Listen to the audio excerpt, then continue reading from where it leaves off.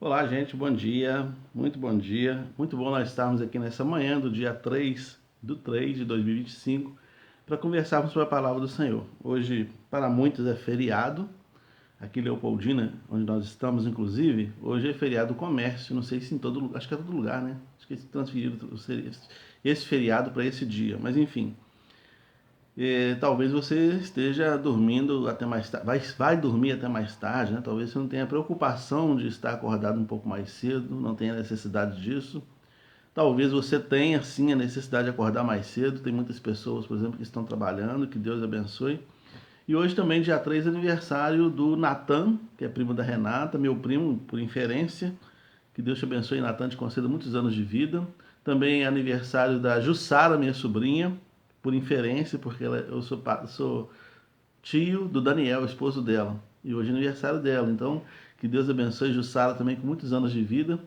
E agradeço a você que está aí. Hoje nós vamos conversar sobre um reinício, a necessidade de um reinício. Semana passada eu falei sobre recomeços, né? E aí falando sobre a nossa vida, o nosso cotidiano, que às vezes a vida nos leva a recomeçar coisas, né?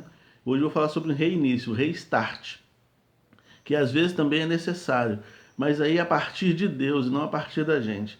Há momentos em que Deus vê a necessidade de começar de novo, porque alguma coisa saiu errado. Não por causa da atividade divina, mas por causa das interferências humanas.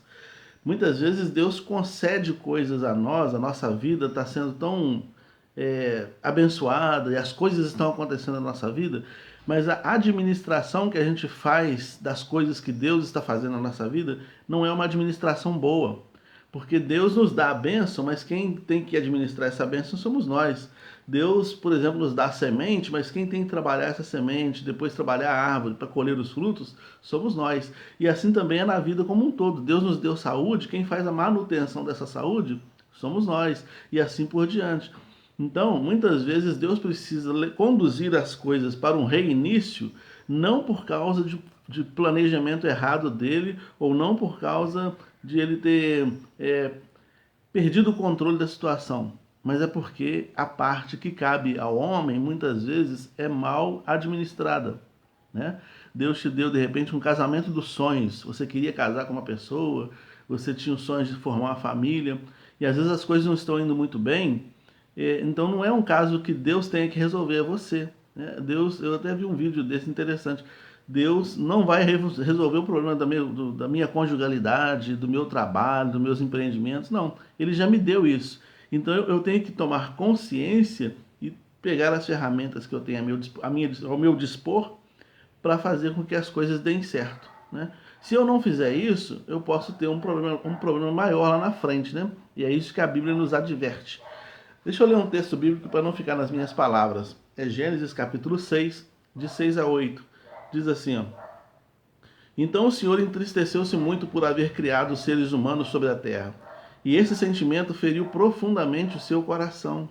Declarou então o Senhor: Farei desaparecer da superfície do solo os seres humanos que eu criei, todos os homens, os grandes animais e até os pequenos seres, e as aves do céu. Arrependo-me de havê-los feito. Contudo, a Noé o Senhor demonstrou sua graça e misericórdia. O termo arrependo-me, ou Deus se arrependeu de ter feito o homem, que aparece em algumas versões, não é o termo correto da tradução hebraica, porque Deus não tem como se arrepender, senão ele não seria Deus. Só se arrepende quem não tem noção do futuro. A gente toma alguma decisão e eu vou comprar isso, vou fazer aquilo. E aí não dá certo, então a gente se arrepende. Não é o caso de Deus. Aqui a expressão que seria mais propícia é que Deus se entristeceu profundamente pelas decisões que os homens estavam tomando. Porque se você observar Gênesis capítulo 6, é o texto que fala do dilúvio. É o texto que fala sobre a corrupção do gênero humano. E corrupção aqui tem a ver mesmo com o coração corrompido. Né? Toda a malignidade humana tendo trânsito livre no coração humano. Nós estamos nos dias de carnaval, que são os dias de licença para pecar, né? No carnaval as pessoas elas querem, é o tempo de viver sem lei, com a consciência, apagar todo o sensor mental como diz o Freud, né? Apagar o superego, né? Que é o sensor da mente humana, o sensor da moralidade. É apagar todo o espírito de moralidade para viver uma vida dissoluta, uma vida muito louca durante alguns dias, aí depois no final se arrepende, aí faz um longo período de jejum para pedir perdão por ter se permitido tanto.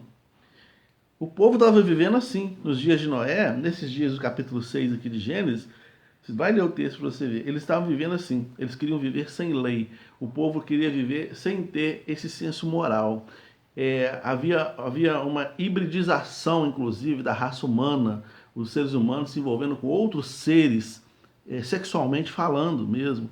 Então, assim, havia uma necessidade de viver uma vida intensamente desassociada de Deus, completamente divorciada dos propósitos de Deus.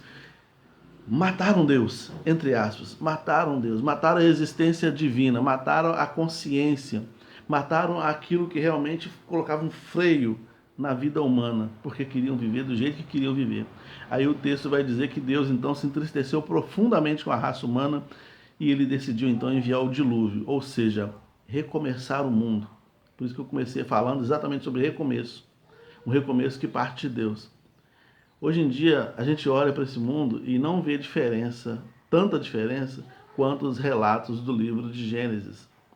Já em Romanos capítulo 1, o apóstolo Paulo vai dizer que os seres humanos, as pessoas lá de Romanos capítulo 1, eles tinham uma vida, eles estavam vivendo uma vida completamente desassociada do propósito divino.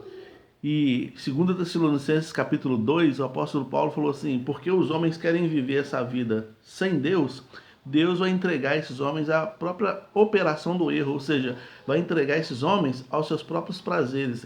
Paulo fala isso em 2 Tessalonicenses capítulo 2 e Romanos capítulo 1, que Deus vai entregar os homens aos seus próprios desejos, para que os desejos dos homens mesmo os consuma.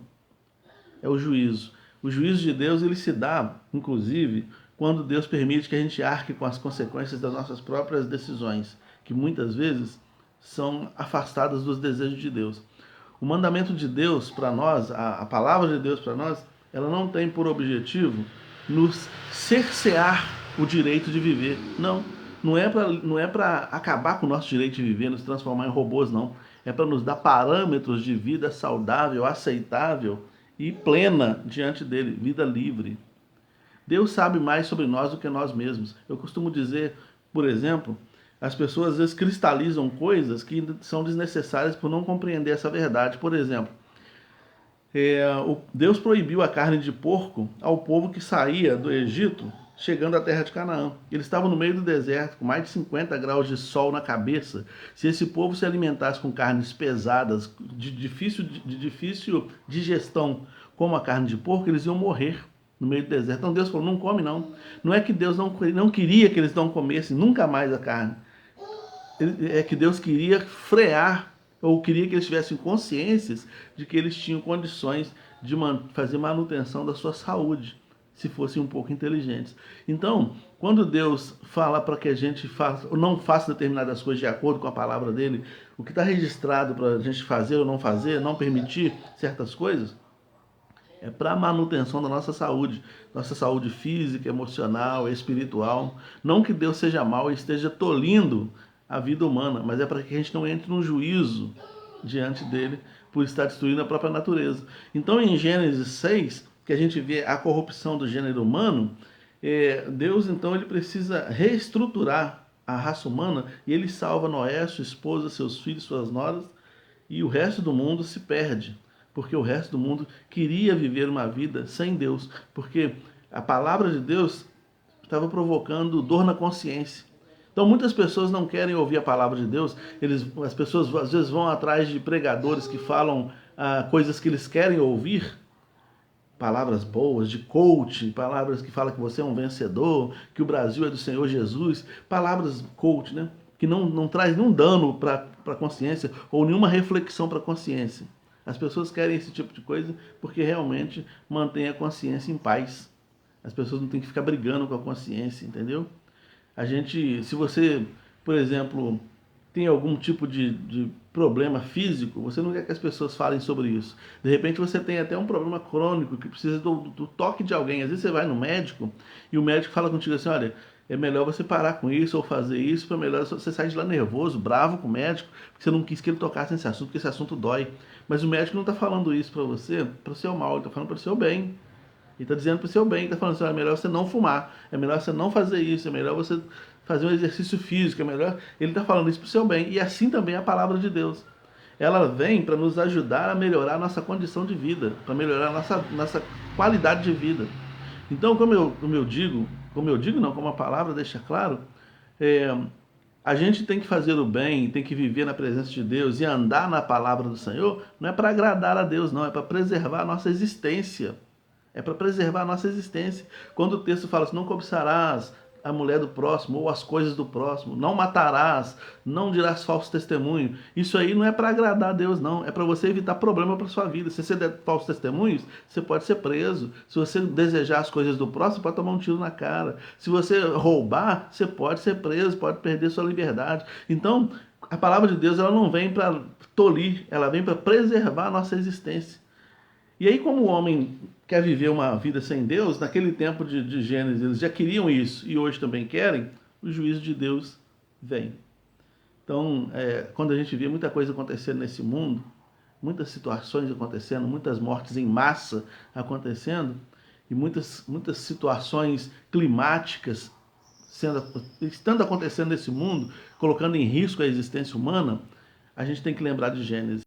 Um tempo o povo queria viver sem Deus e Deus então levou o povo a juízo. E hoje não é diferente. A Bíblia diz, lá em Mateus 24, que muitas coisas viriam para mostrar o aviso que Deus está trazendo a juízo esse mundo que quer viver sem Ele. Que eu e você possamos ser despertos pela palavra, para viver com Deus, caminhar com Deus. Não entender que Deus quer nos crucificar ou nos sacrificar, mas Ele quer nos preservar. E é por isso que muitas vezes Ele fala, olha, evita isso, evita aquilo. Ele tentou falar isso para o povo de Gênesis, capítulo 6. Eles não ouviram. Morreram todos debaixo do juízo. Que Ele possa conseguir alertar o meu coração e o seu também, para que possamos viver dias áureos. E mesmo que o mundo fale que esses dias que nós estamos vivendo agora são dias sem lei, sem preocupação, sem juízo, que você pode viver do jeito que você quiser, mesmo que o mundo fale isso, é melhor ficar com a palavra de Deus e obedecer o que Ele diz, porque diz respeito à preservação da nossa existência. Que Deus te abençoe, um forte abraço, tem bastante gente hoje aí. Muito obrigado pela presença de cada um de vocês, que Deus abençoe você e sua família, que você tenha dias de descanso, de paz, de revigoramento espiritual, físico e emocional. Amanhã, se Deus permitir, a gente volta.